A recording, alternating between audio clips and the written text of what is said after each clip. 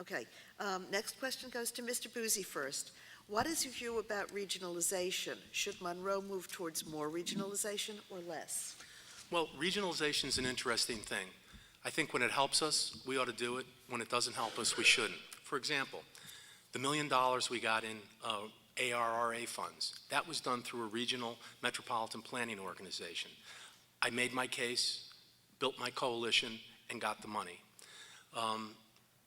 I also think regionalization makes a lot of sense on our health district. Our health district is a prime example of where regionalization allows us to get more dollars and more funds for that service than we would have had if we were by ourselves.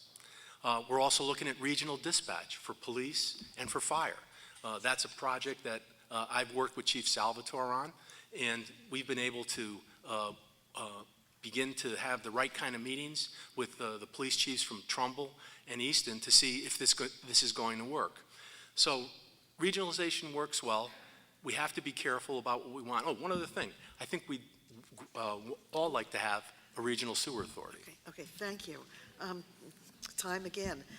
Thank you. Mr. Vavrek? Well, I commend the fact that Mr. Buzi thanked the Trumbull Monroe Health District, because with the help of myself and Mr. Ray Knapp, Democrat, by the way, we took leadership roles in revitalizing the Trumbull Monroe Health District. The lines of communication between the Health District and Monroe officials have improved tremendously. Before we got there, they had no budget. They had no really definition. With Mr. Knapp's help, we got that together, and so I thank Mr. Buzi for putting me on that health district, because we really did get it improved, and now it's up and running.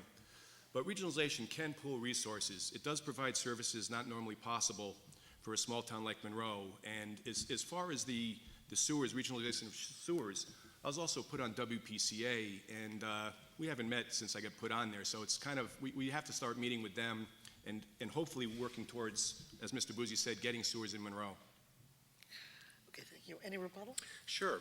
I put Mr. Vavrek on the WPCA, and at that time said he was a tireless volunteer, and I mean that.